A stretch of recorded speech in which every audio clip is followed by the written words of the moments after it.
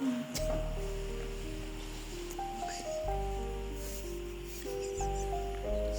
teman-teman semua. Shalom. Saudara-saudara yang terkasih dalam nama Tuhan kita Yesus Kristus. Pada kesempatan ini kita patut bersyukur kepada Tuhan di mana karena kasih penyertaan Tuhan kepada kita masih diberikan kesempatan untuk bisa berkumpul bersama di tempat ini yang muliakan nama Tuhan. Maka kita menyatakan sukacita melalui lagu kali ini kuasa bahagia. Saya undang kita untuk bangkit.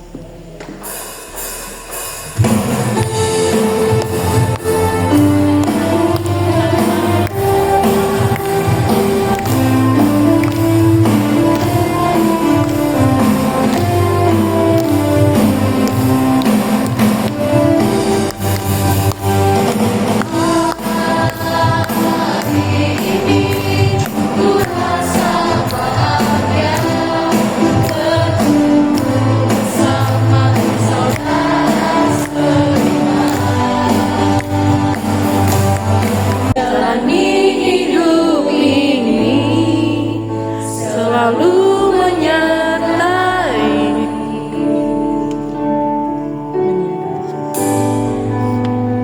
Betapa aku menyadari Dalam hidupku ini kau selalu memberi rancangan terbaik. Mengenali, mengetahui pengaruh yang dapat mendorong kita untuk melakukan sesuatu hal dengan cara orang lain atau dengan cara yang bukan dari diri kita, karena kita melihat kita turut serta dan melakukan sehingga kita terpengaruh.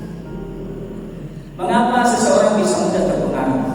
Ini yang harus kita tahu bersama. Kalau bulan Juli kemarin yang kita sudah belajar sebuah materi tentang judulnya mengenali diri, temukan bakat, penuhi Panggilan. kenali dirimu, Temukan dirimu, temukan bakat, temukan bakatmu, hidupin panggilan. hidupi Panggilan panggilanmu. Puji Tuhan, masih ingat? masih. Masih ingat ya? Bapak Pendeta selalu ingat itu, karena itu penting untuk kemajuan diri kita. Tanpa mengenali diri, tanpa menemukan bakat, tanpa memenuhi panggilan Tuhan, yang tidak percaya dirimu akan seperti ini terus, tidak pernah mengalami kemajuan. Nah, hari ini kita akan mengenal supaya kita tidak terpengaruh. Apa yang kita kenal malam ini yaitu sikap yang buruk. Sebab ketika kita mengenal bahwa itu tidak baik, maka kita tahu bahwa itu tidak baik, maka yang harus kita lakukan adalah berani mengatakan tegas, menolak keburukan itu. Nah, tadi saya mengatakan mengapa seseorang mudah, saudara-saudara yang terkasih, karena tidak punya prinsip hidup. Prinsip hidup lebih ke komitmen, tujuan, arah. Hari ini dia mau lakukan apa? Hari ini dia mau berbuat apa?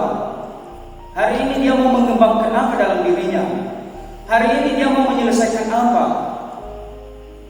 Tanpa bertanya dan mengenal apa yang harus dia lakukan, makanya nanti kalau ada teman mengajak kita, ayo jalan, jalan. Ayo main games, oke, login ya. Karena tidak ada rencana diri. Makanya dia terpengaruh. Paulus kepada Timotius supaya dia tidak terpengaruh ke hal-hal yang buruk. Karena dari kecil dia sudah diajar tentang kebenaran firman Tuhan oleh ibunya dan neneknya. Siapa ibunya? Monika. Siapa neneknya? Lois. Dari kecil dia sudah diajarkan tentang kebenaran firman Tuhan. Dia bertumbuh besar, dia ketemu dengan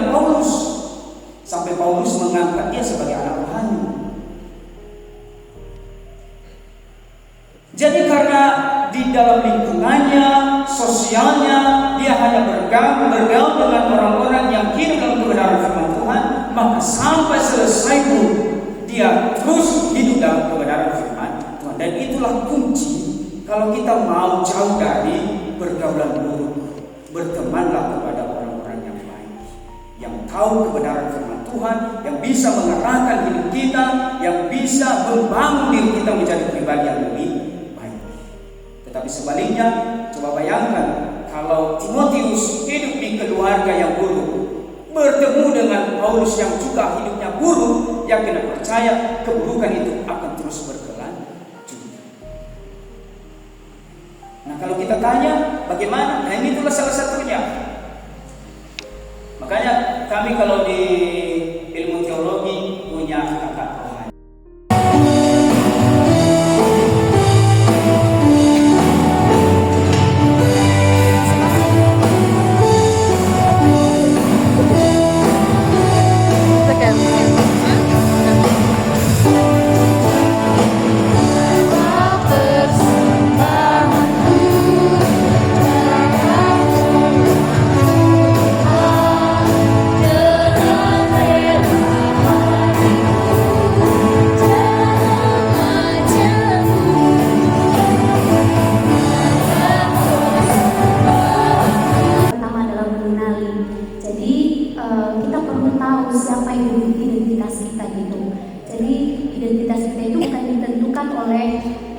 Bagaimana pandangan orang itu menilai kita, tetapi identitas kita itu, ya itu hanya dari Tuhan.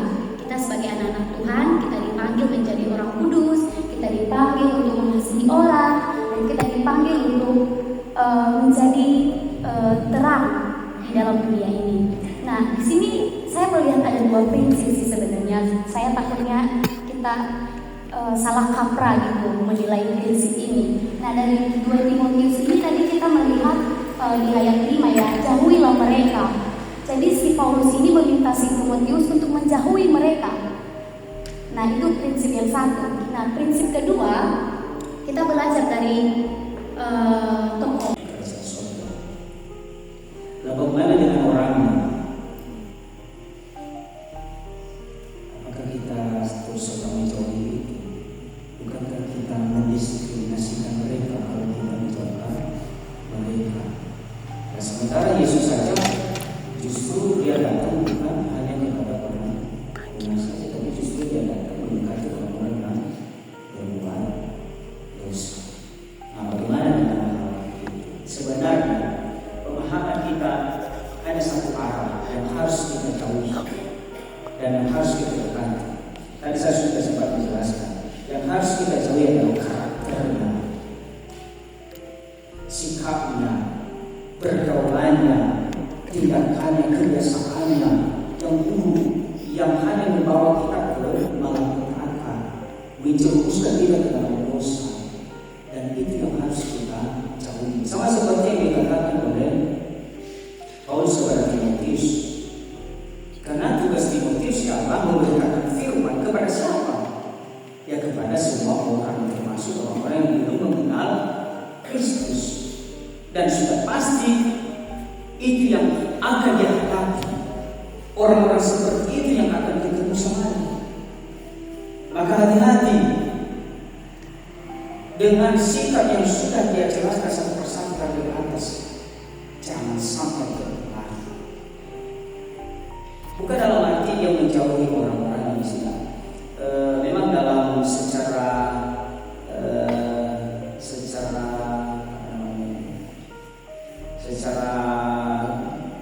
sederhana kita mengartikan ini, jauhkan orang-orang yang sebenarnya tadi sudah saya jelaskan, bukan orang yang Indonesia, tapi lebih ke karakter orangnya yang harus kita jauhi dan orang yang harus kita selamatkan, sama seperti Yesus.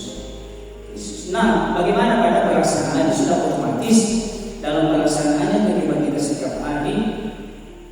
Tentu saya mengutip dari ayat 2. Paulus menempatkan di situ bahwa menjadi pencipta diri sendiri, mencintai diri sendiri sebagai akar dari segala kebobrokan di akhir zaman. Namun di sisi lain, secara psikologi sangat menggabungkan konsep mencintai diri sendiri untuk kesehatan mental seseorang. Jadi bagaimana atau apa perbedaan garis antara atau secara psikologi dengan yang dimaksud dengan konsep Paulus dalam Alkitab ini. Terima kasih. Karena itu jauh lebih baik kalau kita mencintai diri sendiri. Secara mental. Sebelum kita mencintai orang lain, lalu kenapa Paulus berkata demikian? Itulah yang aku percaya nanti kelak bahwa mereka akan mencintai diri mereka sendiri. Mungkin ada teman-teman juga yang bisa berbagi lah. Ada rekan-rekan Tuhan di sini yang berbagi tentang firman Tuhan. Yang katanya bukan hanya kepada adik-adik teman Tuhan, boleh juga teman-teman semua berbagi pendapat dan sebagainya. Ini pertanyaan yang menarik. Dua sisi yang dipandang harus adil, sebab tidak ada memihak. Bagaimana masalah? Kembali kepada kita sendiri. Pertanyaan Ratna tadi tentang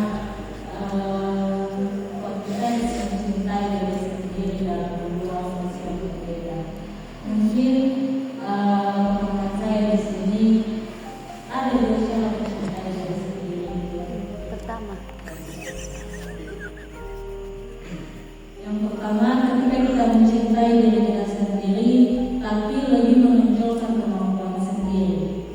Ketika kita mencintai diri sendiri dengan mengedepankan apa yang kita punya, apa yang kita mampu, maka otomatis cinta kita itu berubah jadi dosa. Kita lebih ke sombong, menganggap kita yang paling tahu. Tapi ketika kita mencintai diri sendiri itu dengan penuh rasa syukur, kita bersyukur kita mampu untuk hal yang itu, kita mampu untuk hal ini, kita ingat kalau itu karena Tuhan, maka pasti tidak ada rasa kesombongan itu. Makanya ada dua fungsi yang berbeda mencintai diri sendiri. satu kata, dua kata lah, tapi punya arti yang berbeda ketika kita sesuaikan dengan konteks. Contohnya tadi konteks dalam firman, ada konteks psikolog. Jadi saya coba googling tadi, apa sih arti mencintai diri sendiri itu dalam psikologi. Jadi biasanya itu dikenal sebagai self love. Nah, apa aja ya itu? Kita mau menerima diri kita. Ada penerimaan diri. Nah, apa penerimaan diri itu? Sering sekali manusia itu kan gak diterimanya dirinya. Kenapa aku ya begini, aku kenapa hidungku ya, kenapa mataku ya gak bagus, gak simetris, kenapa rambutku ya, itu tidak menerima diri. Nah, inilah yang dibutuhkan dalam mencintai diri itu. Kita mau menerima diri kita. Ini secara psikolog ya. Terus belas kasih pada diri sendiri. Nah, bagaimana apa contoh-contohnya mencintai diri sendiri itu? Kita bisa bersikap baik, memaafkan, dan memberi dukungan pada diri sendiri. Dan kita bisa juga melakukan, karena kita tahu bahwa kita itu berharga, yang kita merawat diri kita itu hal-hal prakteknya. Kita merawat diri kita memperindah contohnya tubuh kita, itu fisik kita, dan itu bentuk dari mencintai diri sendiri. Nah, dalam konteks firman Tuhan ini tadi, saya baca lagi ya. Manusia akan mencintai dirinya sendiri dan menjadi hamba Tuhan, hamba uang.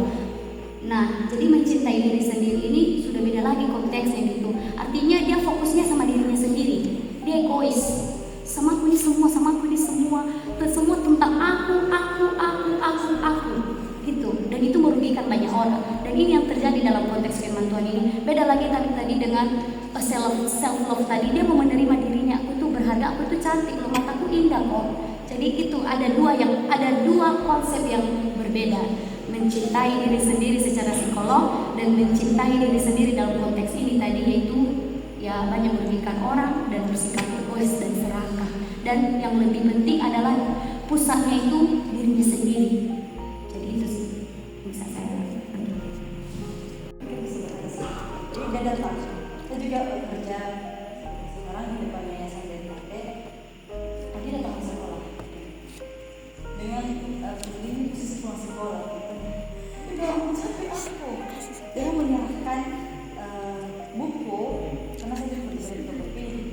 Bang, capek aku. Baik kali tugas kami. Bagus lah itu udah ada capek aku Bang. Biasa kan sekolah-sekolah kita tidak tahu, tapi kita merasakan sekolah secara tidak enak. Kenapa? Itu zaman handphone semua. Jadi apa yang susah itu? Pakai Google atau di AI. Capek aku. Menikah aja aku lah.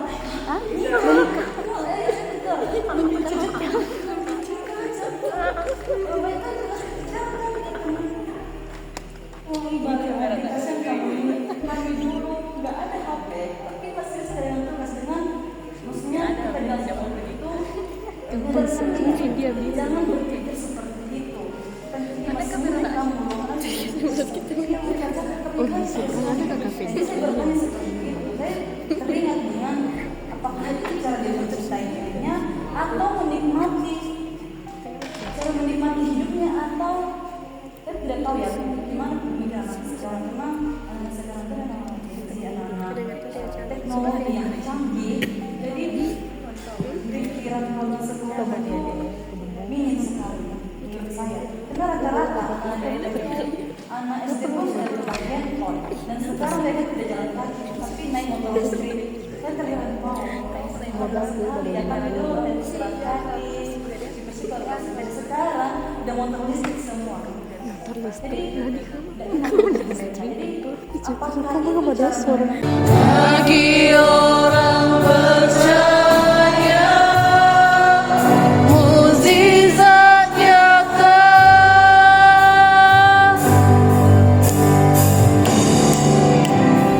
dia mengerti.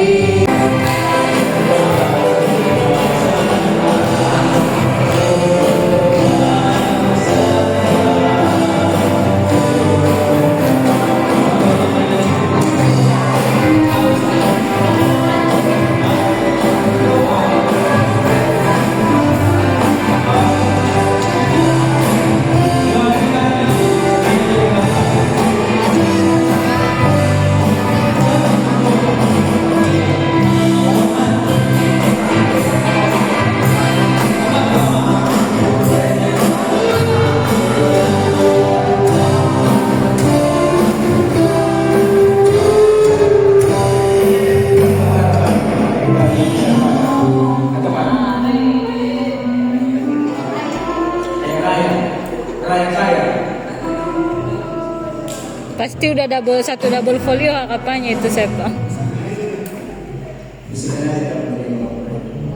Iya.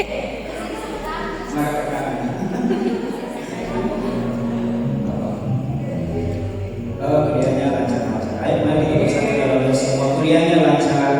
Terus kita bersatu dalam doa. Bapak di surga, kami bersyukur atas kasih-Mu dalam kehidupan saudara kami yang telah berpengalaman hari ini. Kami bersyukur senantiasa atas kasih penyertaan Tuhan oleh bertambah umur yang telah merasakan banyak kasih sejak Tuhan dalam kehidupannya. Bapak di surga, kami terus berdoa kerana kasih sejak Tuhan terus bertambah dalam kehidupannya. Bahwa daripada firman-Mu kita yang menguruti menjadi pribadi yang lebih baik, dan segala harapan proses perkuliahan yang boleh berjalan dengan baik, sehingga ia memiliki kebijaksanaan dan dapat menyelesaikan proses perkuliahan di waktu yang tepat. Berdoa yang Tuhan terus memberkati saudara dia, sehingga dia menjadi pribadi yang baik dan kebahagiaan, penuh rasa syukur dan penuh rasa hormat kesetiaan baik kepada Tuhan dan juga kepada orang tua dan terlebih kepada sesama. Terima kasih